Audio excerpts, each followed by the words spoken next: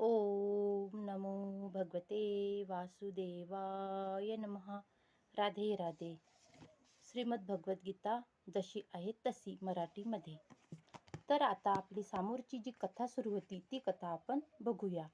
ही जी भगवद्गीता आहे, ही भगवद्गीता हा व्हिडिओ तुम्ही शेवटपर्यंत नक्की ऐकायचा, कारण आधं अधुरं सोडायचं नाही. तर मग सुरू करूया. वंश परंपरा नष्ट करणाऱ्यांच्या दुष्कर्तव्यामुळे आणि या प्रकारे उत्पन्न झालेल्या अनावश्यक संततीमुळे सर्व प्रकारच्या सामुदायिक योजना आणि कुटुंब कल्याणाची सर्व कार्य उद्ध्वस्त होतात. भगवान धर्म किंवा वर्णा धर्मश्रम संस्थेने मनुष्य अंतिम मोक्षाची प्राप्ती करण्यास समर्थ होऊ शकेल अशा पद्धतीने मानव समाजातील 4 विभागांना अनुसरून सामुदायिक योजना तसेच कुटुंब कल्याणार्थ कार्याची योग्य रचना करून दिली आहे. म्हणून अविवेकी पुढाऱ्यांनी सनातन धर्माच्या परंपरेचा भंग केल्यास समाजामध्ये गोंधळ निर्माण होतो आणि त्याचा परिणाम म्हणजे श्री विष्णूची प्राप्ती हे जीवनाचे अंतिम ध्येय आहे याचा लोकांना विसर पडतो. अशा पुढाऱ्यांना अंध म्हटले जाते आणि अशा नेत्यांचे अनुसरण करणारे लोक निश्चितपणे गोंधळून जातात. हे प्रजापालक, हे कृष्णा, गुरु शिष्य परंपरेद्वारे मी असे ऐकले आहे की कुळ परंपरेचा विनाश करणारे नरकातच नित्य निवास करतात.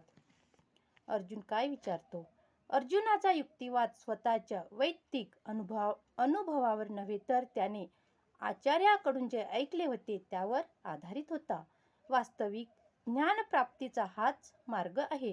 अशा ज्ञानात प्रथमपासूनच स्थित झालेल्या योग्य व्यक्तीच्या सहाय्याविना मनुष्य वास्तविक ज्ञानाच्या अंतिम ध्येयाकडे पोहोचू शकत नाही. वर्णाश्रम संस्थेतील एका पद्धतीनुसार मनुष्याला मृत्यूपूर्वी आपल्या पापकर्माचे प्रायश्चित्त करण्यासाठी विशिष्ट विधी करावा लागतो. जो नेहमी पापकर्मेच करण्यात गुंतलेला आहे त्याने या प्रायश्चित्त विधीचा उपयोग करून घेतलाच पाहिजे.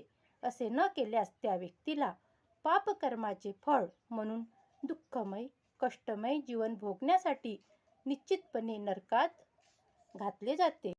आम्ही भयंकर पाप करण्यास प्रवृत्त झालो आहोत. हे किती चमत्कारिक आहे. राज्यसुख भोगण्याच्या लोभाने अद्युक्त झाल्यामुळे आम्ही आमच्या नातलगांनाही मारण्यास सिद्ध झालो आहोत. स्वार्थी हेतूने प्रेरित झाल्यामुळे मनुष्य आपल्या स्वतःच्या बंधूची, पित्याची अथवा मातेचीही हत्या करण्याइतके पापकर्म करण्यास प्रवृत्त होऊ शकतो. जगाच्या इतिहासामध्ये अशी अनेक उदाहरणे आहेत.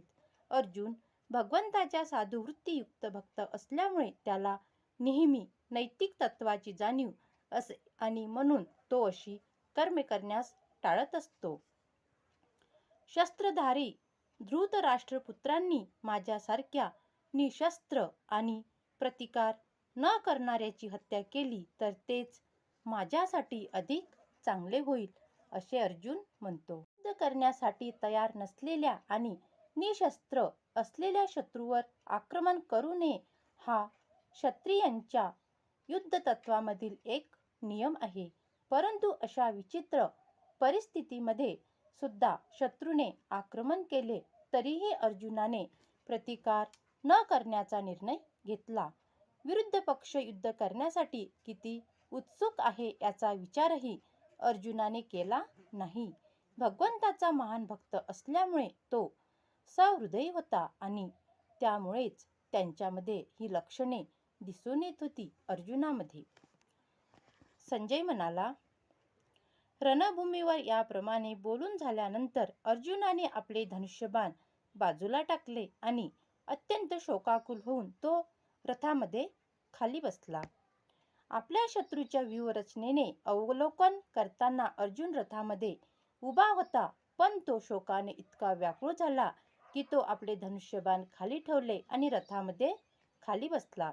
भगवद्गीतांमधील अशी दयाशील आणि सहृदयी व्यक्ती आत्मज्ञान प्राप्त करण्यासाठी सर्व प्रकारे योग्य असते. अशा रीतीने आतापर्यंत जे आपण भाग पाहिले हा आपला 6वा भाग होईल. अशा रीतीने भगवद्गीतेच्या अर्जुन विषादयोग नामक पहिल्या अध्यायातील भक्तिवेदांत भाष्य संपले. म्हणजे आता श्रीमद भगवद्गीतेमधील आपला हा पहिला अध्याय इथेच संपला. भगवद्गीतेतील या 6 व्हिडिओमध्ये अध्याय पहिला हा इथेच संपलेला आहे. श्रीमद भगवद्गीता ही मराठीमध्ये जशीच्या तशीच आहे आणि इथे आपला हा पहिला अध्याय संपलेला आहे. तर आपण दुसरा अध्याय हा पुढच्या व्हिडिओमध्ये सुरू करू.